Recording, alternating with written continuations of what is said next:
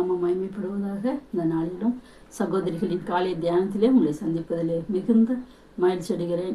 அனைவருக்கும் என்னுடைய இனிதான காலை வணக்கத்தை உங்களுக்கு தெரிவித்துக் கொள்கிறேன். இந்த நாளிலும் நாம் தியானத்திற்காக தெரிந்து கொள்ளப்பட்ட வேத பகுதி புலம்பல் 3ஆம் அதிகாரம் 22வது வசனம். புலம்பல் 3:22. நாம் நிர்மூலமாகாதிருப்பது கர்த்தருடைய கிருபையே, அவருடைய இரக்கங்களுக்கு முடிவில்லை. உண்மையாகவே கிருபையின் காலத்தில் இருக்கிற நமக்கு அவருடைய கிருபை மிகவும் பெரிதாக இருக்குது. இந்த கண்பானவர்களே, கர்த்தர் நம்ம எவ்வளவு கிருபையாக ஒவ்வொரு நாளும் தாங்கி கொண்டு வருகிறார்.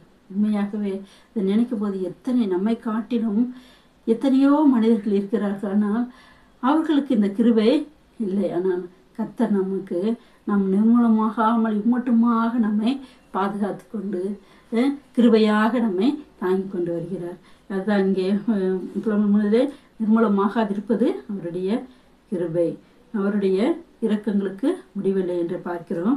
இரண்டாவதாக அவைகள் அந்த கிருபை காலைதோறும் புதிதாக இருக்குது என்று பார்க்கிறோம். பாருங்கள் கண்பான சகோதரிகளே, அவருடைய கிருபை நம்மளுக்கு ஒவ்வொரு நாளும் ஒவ்வொரு காலைதோறும் புதிதாக இருக்கிறது.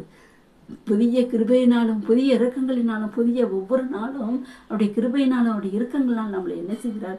வழிநடத்தி கொண்டு வருகிறார். உண்மையாகவே அவருடைய கிருபை இல்லாவிட்டால் நாம் என்ன செய்ய முடியாது?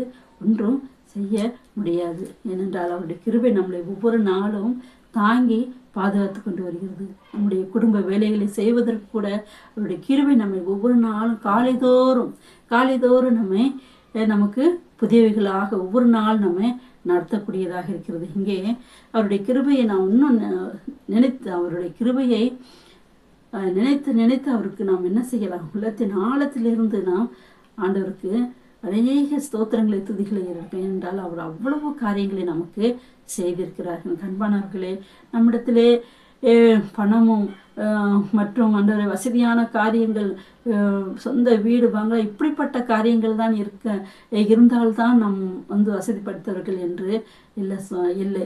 ஏனென்றால் அவருடைய கிருபை நமக்கு சுகபலனை கொடுத்து நம்மளை எத்தனை காரியங்கள் நமக்கு கொடுத்துருக்குது பாருங்கள்.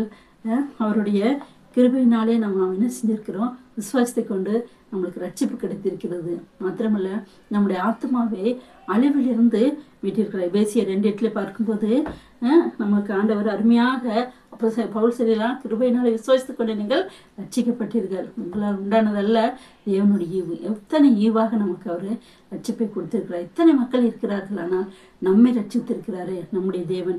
கிருபையாக நம்மை ரட்சித்திருக்கிறது நினைத்து நாம் அவருக்கு நன்றி செலுத்துவோம். இரண்டாவதாக தாவீது சொல்கிறார், சங்கீதம் 117:8. சங்கீதம் 117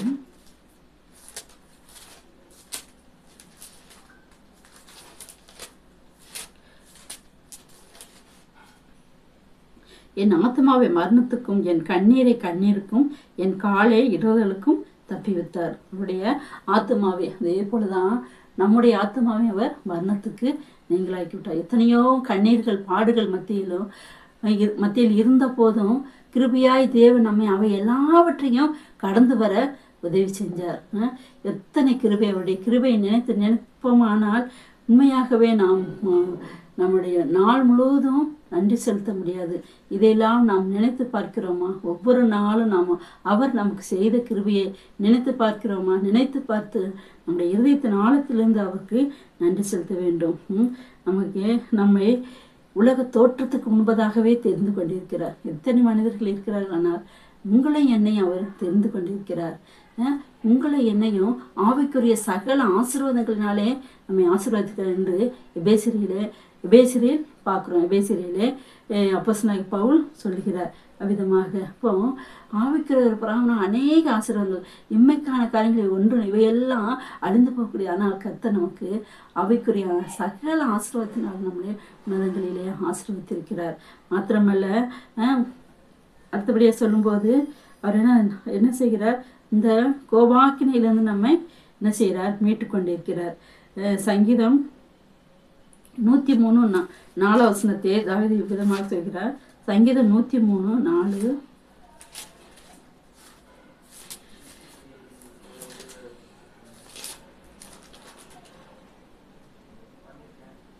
உன் பிராணின் அழிவுக்கு விலைக்கு மீட்டு உன்னை கிருபையினாலும் இரக்கங்களினாலும் ஒவ்வொரு நாளும் நம்ம கிருபையினாகவும் இரக்கத்தினாலும் நம்ம முடிசூட்டி வழிநடத்தி கொண்டு வருகிறார். என் கண்பான சகோதரிகளே, எத்தனை பலவீனமான நேரத்தில் கூட அவருடைய கிருபையும் அவருடைய இரக்கமும் இல்லாவிட்டால் நாம் உண்மையாகவே ஒவ்வொரு நாளையும் கடந்து செல்வது மிகவும் கடினம். ஆனால் அவருடைய கிருபை நம் ஒவ்வொருவருக்கும் இருந்து அவர் நம்மை கிருபையினாலும் நன்மையினாலும் என்ன செய்கிறார்? முடிசூட்டக்கூடிய தேவனாக இருக்கிறார்.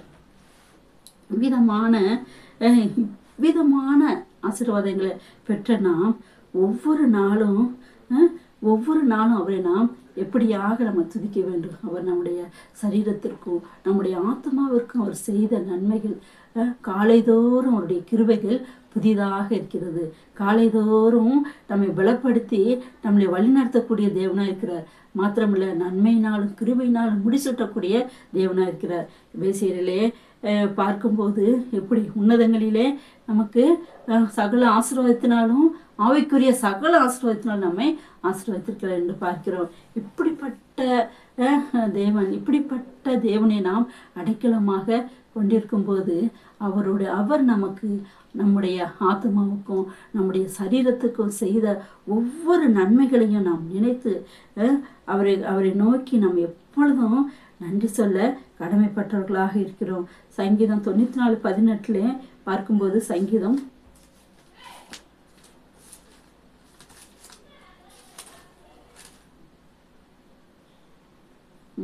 94:18, என் கால் சறுக்குகிறது என்று நான் சொல்லும்போது கர்த்தாவே உமது கிருபை என்னை தாங்கிறது. இங்கே எவ்வளவு அருமையாக இல்லை, நம்மளுடைய கால்களை பொல்லாப்புக்கு விலக்கி நம்மளுடைய நாம் சறுக்கி விழாதபடிக்கு பாவ காரியங்களுக்கும் மற்ற காரியங்களுக்கும் நாம் என்ன செய்ய விழாதபடிக்கு நம்முடைய கால்களை என்ன செய்கிறார்? கிருபையினாலே அவர் இங்கே தாவீது அவ்விதமாக சொல்கிறார். என்ன சொல்கிறார்? கிருபையா என்னை தாங்குகிறது. கால் சறுக்குது என்று நான் சொல்லும்போது கர்த்தாவே கிருபை என்னை தாங்குது. இதே கிருபை தான் நம்மையும் ஆண்டவருடைய கிருபை நம்மை தாங்கக்கூடியதாக இருக்கிறது. எனவே எனக்கு அன்பான தேவனுடைய பிள்ளைகளே, கர்த்தருடைய அன்புக்குரிய சகோதரிகளே, அவர் நமக்கு உலகப்பிரகமான காரியங்கள் தான் தந்து நாம் பெரியவர்கள் என்று இல்லை, கிருபையாக நம்மை ஆவிக்குரிய காரியங்களில் அதிக விதமாக நம்மை ஆசீர்வதித்திருக்கிறார். இந்த ஆவிக்குரிய காரியங்கள் தான் என்ன செய்யுது? நமக்கு மிகவும் சந்தோஷத்தை கொடுக்கக்கூடியதாக இருக்கிறது. உலகப்புறமான காரியங்கள் இவைகள் வரும், இவள் அழிந்து போகக்கூடியதாக இருக்கிறது. இவை வரும், இன்று வரும், நாளை போகும். இது நிலையற்றது. ஆவிக்குரிய காரியங்கள் நிலையானதாக இருந்து கர்த்தர் நம்மோடு இருந்து நமக்கு ஒவ்வொரு நாளும் புதிய கிருபையினாலே தாங்கி வழிநடத்தி காலைதோறும் புதிதாக நம்மை வழிநடத்தி கொண்டு நம்மளுடைய ஆத்மாவுக்கும் சரீரத்துக்கும் ஒவ்வொரு நாளும் எத்தனை கிருபைகளை செய்திருக்கிறார் பாருங்கள். அதை நினைத்து நாம் அவருடைய கிருபையை நினைத்து ஒவ்வொரு நாளும் நம்முடைய இருதயத்தின் ஆழத்திலிருந்து அவருக்கு நன்றியை செலுத்துகிறவர்களாக இருக்கிறோமா? நம்மை நாமே ஆராய்ந்து பார்த்து கர்த்தர் நம்முடைய ஆத்மாவுக்கு சரீரத்துக்கு செய்த கிருபைகளை நாம் வீணடிக்காமல் அந்த கிருபைக்கு பாத்திரமாக நடந்து அவருக்கு பிரியமாக அவருக்கு உண்மையாக சாட்சியாக ஜீவிக்க கர்த்தர் நம் ஒவ்வொருவருக்கும் கிருபை செய்வாராக. அவருடைய நாமம் மாத்திரமே மகிமைப்படுவதாக. ஆமென்.